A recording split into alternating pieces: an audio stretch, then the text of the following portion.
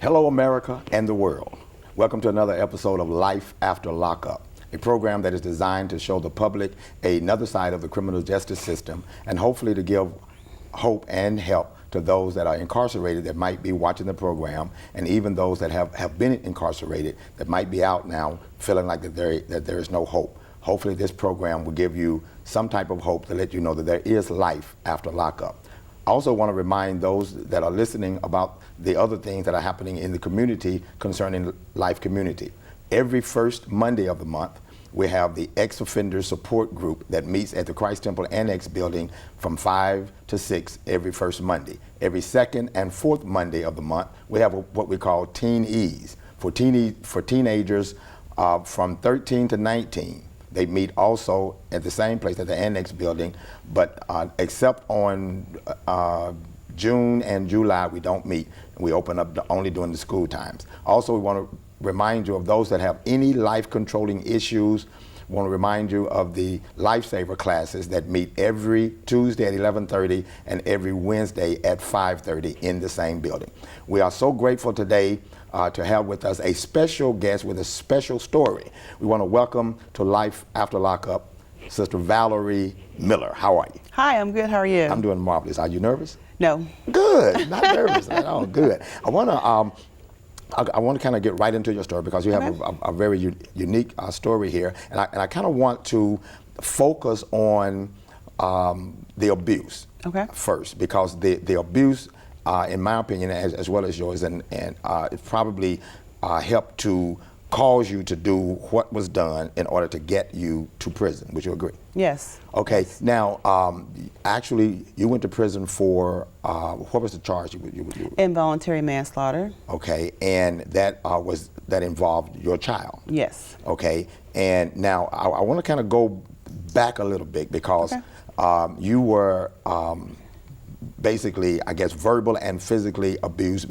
even as a child, in a sense, and you were in a relationship, a marriage that was also verbally and physically abusive. Yes. Okay, and how long were you in that relationship? Altogether, off and on, about a year and a half to 2. Okay, and it was physical and verbal? Yes. Okay, when you say physical, you mean like hittings and black eyes and busted lips? Busted lips. Yep, still got scars. Oh, wow. Yeah, still having issues with my jaw.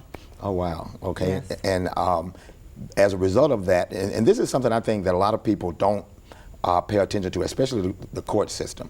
As a result of that, the baby is crying, and it's right after an altercation between you and your husband, and the baby is crying, and you basically hit the baby in a sense, and the baby ended up passing away. Yes. And so you were charged with that. Now, my question is this: did you go to trial or did you plead? No, I did not go to trial. I did plead because they offered me so many different options. For one, they didn't believe that I did it. They still don't to this day. Because my reputation preceded me. I was high school graduate, working at a hospital as a nurse. It just didn't add up. Right. So they did not believe me. So they were trying to offer me other means of escape from him, as changing my name, going underground, they called it back then. So in my mind, I just wanted to get away from him. So I just wanted to get away as soon as possible. And then I knew that if I said anything other than, this is what it was, he was going to be after me. And I just feel like I would be safer. So I kind of wanted to go. Oh, wow. You wanted to go to prison? Yeah, I thought it would be safer from him because I knew that he would still find me. He always found me. Wow. He always found me. So you basically plea bargained? Yes. In a sense. Okay, now, did the abuse situation, did that come up in any of the agreements at all, anything? Yes. My defense was battered woman syndrome. Postpartum depression and postpartum psychosis is what they call it. Once the postpartum depression goes into the next stage and you cause harm to someone, you're dealing with all these emotions on top of that, and it makes it to the next step, which is called postpartum psychosis. So those were the 3 things that were in my defense, along with battered woman syndrome. Okay, so with all of that, basically, in your defense, how did you end up doing so much time? Because you did 11 years. You did 1 year in the county and 10 years in the actual prison. Yes. Okay, so that's 11 years. How, with all that going in your defense, how did you end up doing so much time? Well, what it was, they was hoping that I would turn on him. So they thought that they squeezed me and gave me all this time that I would break. Because initially I was only supposed to do a year, and the judge promised me I would be home after that year. And they reneged, I guess, in that year because I didn't break. They didn't get what they wanted. I remember the bailiffs like telling me when they drove me back to the prison, like, why wouldn't you just tell them? Why wouldn't you just tell them? And they just really did not believe that it was you. Yeah, because I have like that my nature is nothing violent. I've never been in a fight. I don't, nothing. So they just really believe I was covering for him out of my fear. Wow. So, and in all actuality, you were not. No. But the defense didn't actually work for you in this particular situation. No. So how much time did they actually give you? 8 to 25. 8 to 25. Yes. Good night. 8 to 25 years. Yes. And you did, like I said, 11. And now, when did you get out? 2003. Okay. So you've been out for 15? No. Was that 12 years? 12 years. 12 years. And now, how did you do that time? But I mean, this is when I say how, I mean mentally, emotionally, because this was your first offense. Yes. Right? Yes. First time going to prison. How was that? Is there any way you can kind of sum up that 11 years, or how do you feel like it affected you? The first 3 years, I know for sure I was very angry. I was very angry at God because I felt like he could have sent me some help. The situation, I didn't have an outlet. I had been back to my mom so many times, and he would come over there and start trouble, and I was going back and forth, and I felt like he didn't send me an angel or a ram in a bush, so to speak. And I was mad at him because why didn't he send me some help? He knew, type of person I was, and then to go to prison for that type of crime, that really bothered me because I love children, I love people, so I'm like, out of all the things, why this? Why can't it be shoplifting or, something, anything but like this, so I was very angry the first 3 years. I didn't even pray to God, say anything to him, but said, I'm mad at you, I'm not talking to you, so that was the first few years. After I went through forgiveness, and the biggest thing was for me was making sure my daughter forgave me. I felt like she had forgave me, then I can actually start going on healing. I went to a lot of counseling, and I just stayed busy. They put me in a church. My first job was in a church as a chapel, so that helped. Being busy and just keeping hope. Dad always told me that wherever you don't give up hope.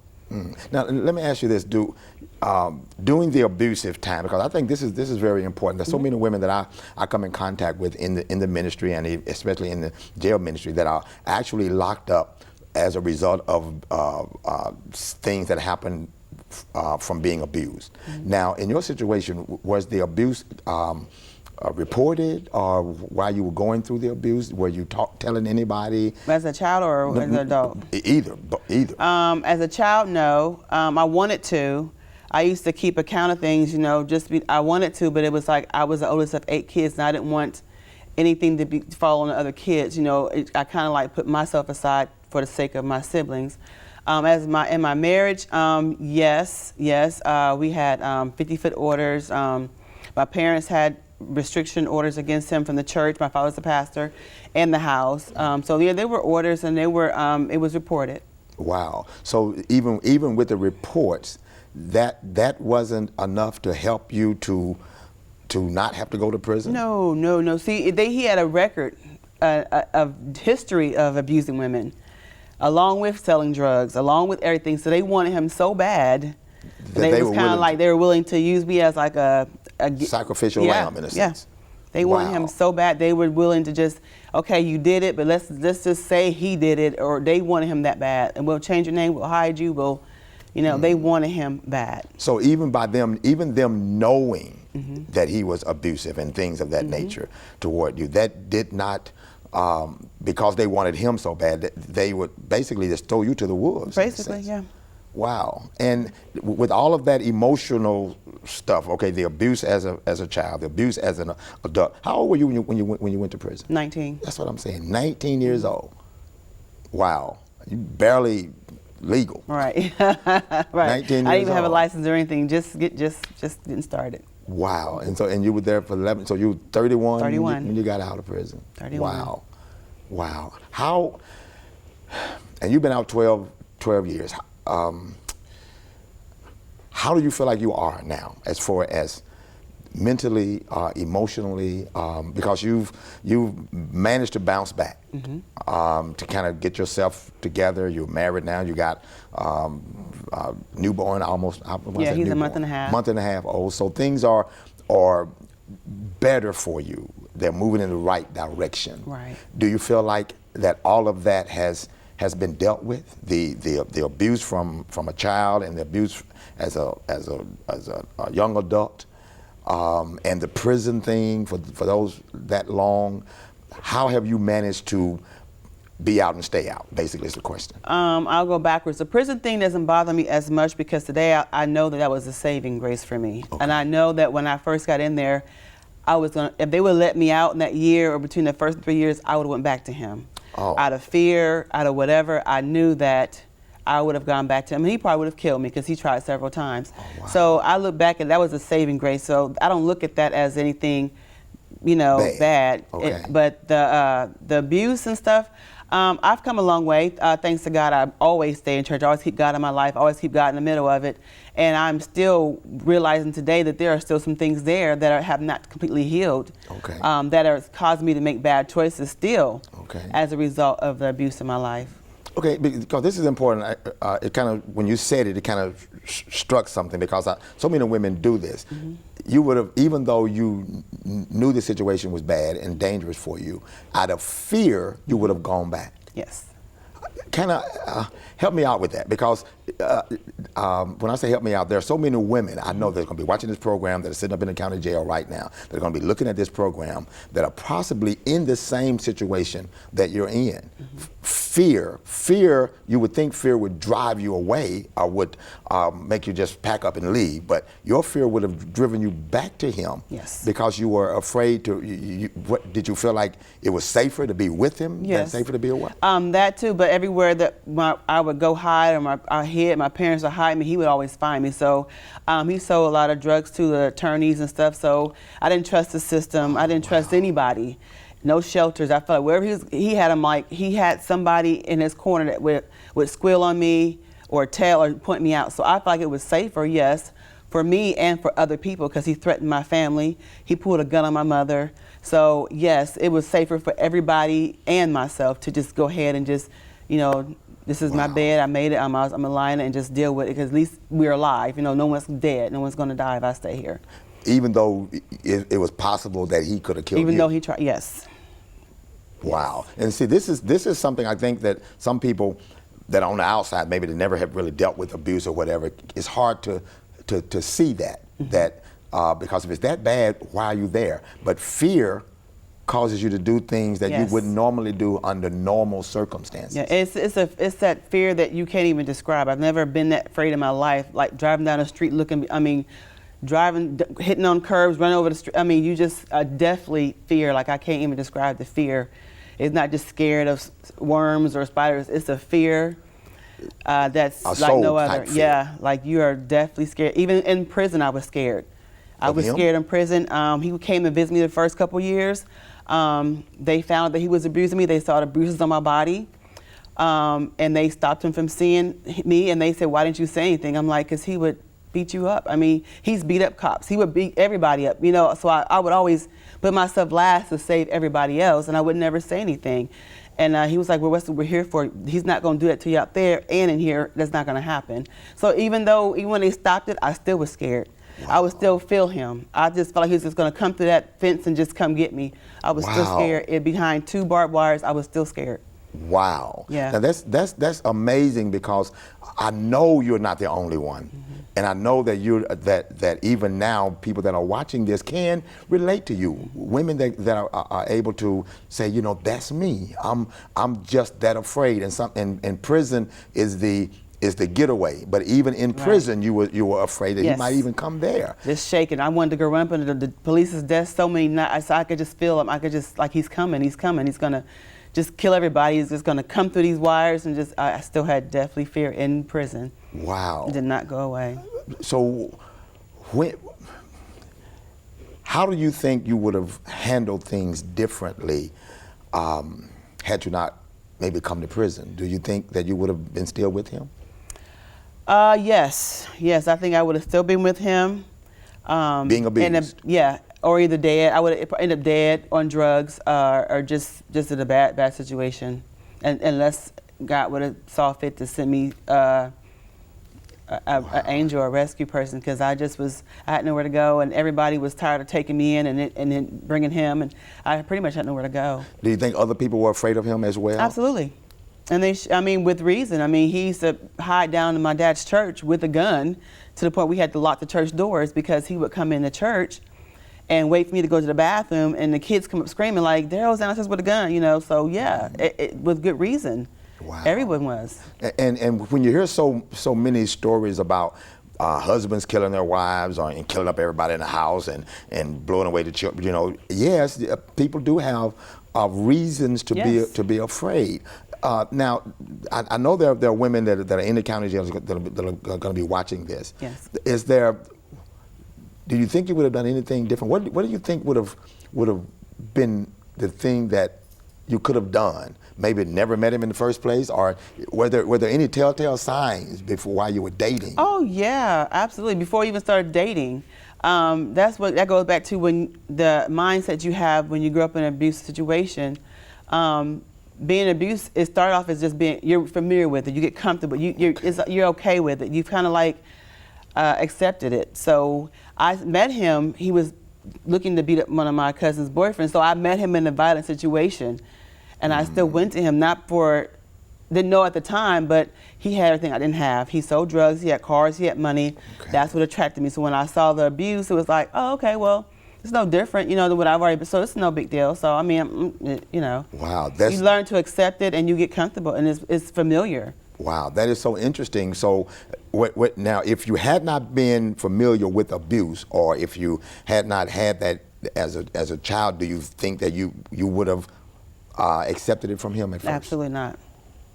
Absolutely not. Wow. See, so the interesting thing about it then is that the women that maybe have been abused, either as children or in relationships with other men, some kind of way, they are going to have to change their mindset. Yes.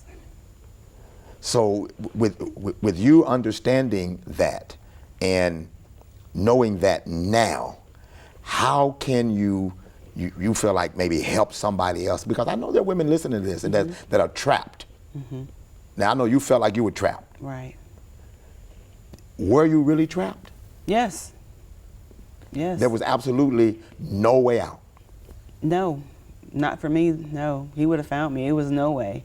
Wow. No way, nowhere, no how. I didn't have. If it was, I didn't know how to get it. I didn't have access or the means to get it. And like I said, I didn't trust the system, which should have been the safest place to have them hide me, but I didn't trust them either.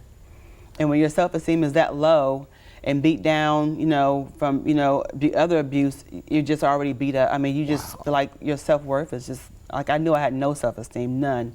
Wow. And so it's almost like this is just your life. Pretty much.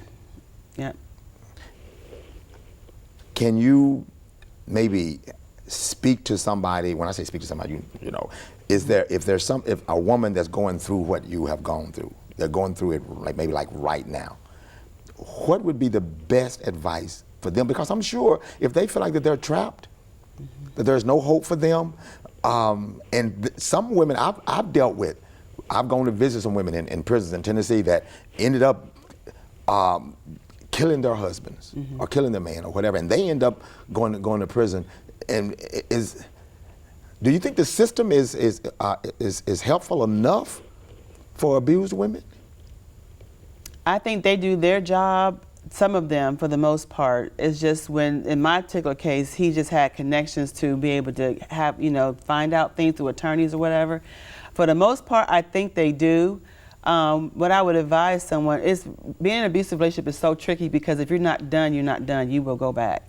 You have to make sure you're done and you're ready. It's like a mindset. You have to make sure you're done. You got to be tired if you're lucky. But my advice would be definitely to get out, to go get some help and stay out. And it's easier said than done. People always ask, why do you go back? Why do you go back? Until you're in them shoes, you'll never understand why we go. We go back for kids. I had just had a baby. We go back for so many reasons other than ourselves. Save my family.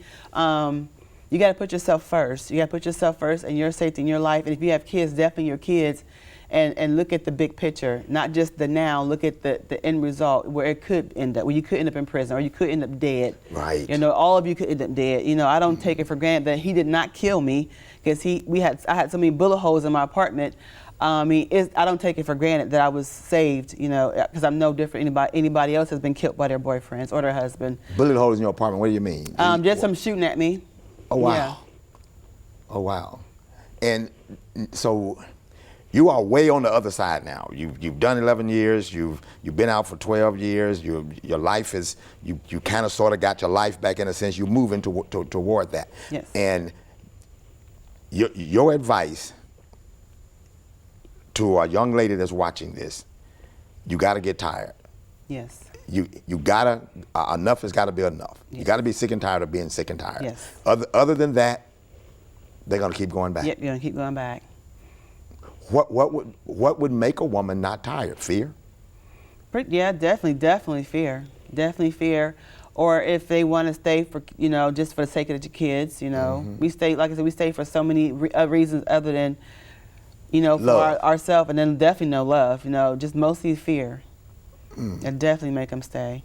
Now, this is so interesting, because his abuse caused you to do something that caused you to go to prison. Yes. Because had it not been for the abuse, that you did to the child never would have happened. Never happened. Never happened. And that was never taken into consideration by the system that you should have been able to trust. No. I should have been. Wow. So the young lady or the older woman or the middle-aged woman that's watching this, that's trapped in that situation, the best thing for them to do is to get out as soon as possible. And stay out. Get out and stay out. Because when you leave and go, it gets worse, and you could lose your life. Like I said, I tried multiple times, and not just the society failed me too. You know, he would beat me openly in the middle of the street. Cars would drive by. Nobody would ever stop and help me. So society, you know, I was from a small town too, so society sometimes failed you. No one ever called the police. No one ever tried to send for or stop, you know, pull over or nothing. So wow. So again, your life is at stake. When you leave, make sure you're done, and don't look back. Would it be wise to say, take pictures of the beatings, make sure you got somebody in your life that you have reported to the police or something, so that when something comes up, you at least got some evidence? Absolutely. But you have to be very careful that he doesn't. You do it to a point where he doesn't find out. But yeah, definitely cover your tracks. Wow. And get a paper trail. I mean, if something happens, and you know that could be in your defense, maybe have a better system than I had 20-something years ago. They didn't have better. They didn't have those. They were in my defense, but they didn't stand in the state that I was from. They didn't stand. So they couldn't really use that. They tried, but we didn't have that. It's battered women syndrome and all that stuff. Really? It was not the law. Yeah, it wasn't law in my. But they tried. But it was part of my defense, but it didn't stand because it wasn't really a part of the law for the state that I was in. So do you know whether it's part of the law now? I do not. I don't believe so, but I'm not for sure, but I don't believe so. Is it a part of, I mean, not where you've come from, but is it in any state? Yes, that you know? there are states that uphold the battered woman syndrome. Yep. Wow. Yes, sir. So for those women, they need to make sure that they are documenting their abuse. Take pictures of their black eyes and busted lips, and make sure somebody is being notified. Yes. So that in case something happens. Yes. And you're too afraid to leave, and something happens, you at least got a defense. Yeah. And always have an escape plan, because you just never know what they're going to go. Most times you just never know what triggers. Most time nothing. And in my case, he wasn't even on drugs. He wasn't an alcoholic. He just was mean. Yep. Now, where is this person now? Are they? Right now, he's in a nursing home. He's paralyzed from the neck down. Oh wow. Yeah. What happened? Motorcycle accident. Wow. Now, the amazing thing about all of this, you had to go do 11 years. Somebody had to die. And you had to be traumatized through life over this. But now, you've been given your life back. Yes. And God is dealing with him. Yes. Because what could have happened, because you had no real defense, if you had done something to him, you could be serving life. Yep. Yep. Because they gave you 8 to 25. Yes. Wow. And society looks at, well, back then, I don't know how to look at it now, when you take a man, you're taking their workforce. So yeah, women always get The raw end of the yes, deal. because you're taking our man, you're taking our workforce. We're under, we're a minority. So yeah, I would have gotten more time than that. Wow. Mm-hmm. And because this is so very important, because so many women that I don't even think the public even realizes it or even care. I don't know if they even care. But there's so many women in your situation, maybe even worse, that are locked up in prison right now, probably even on death row, for basically responding from an abusive situation, and had no defense, had no recourse, had no help at all. And for you to say he beat you in the middle of the street and nobody would stop. Nobody would stop. What kind of society is that wouldn't even call the police? I mean, maybe if I don't stop, I don't want to get beat up myself, but at least call the police. Right. So this is, and this was, you're a pretty young woman, so this wasn't too long ago, and society really hasn't gotten a whole lot better. No, it doesn't look like it. And you guys, as far as women are concerned, it's almost like there's no concern about the abuse, and whatever you do as a result of the abuse, you got to pay the penalty for it. Right. We pay with the abuse, and we still pay thereafter. We're just like, we get a break. Wow. We just keep paying, and the abuser is either dead or gone or continue to abuse. And continue, and he did. Wow. He did. You know, I really appreciate you coming. I know our time is just about up, but you have done awesome, and you are doing awesome. Thank you. And I am so very proud of you, and based on where you've come from, you're doing so good now. And I just appreciate you coming on the program and giving people hope for life after lockup. You're welcome. Thank you so very much. You're welcome. God bless you. Thank you. God bless you. Thank you for watching Life After Lockup. God bless you, and you have a marvelous day.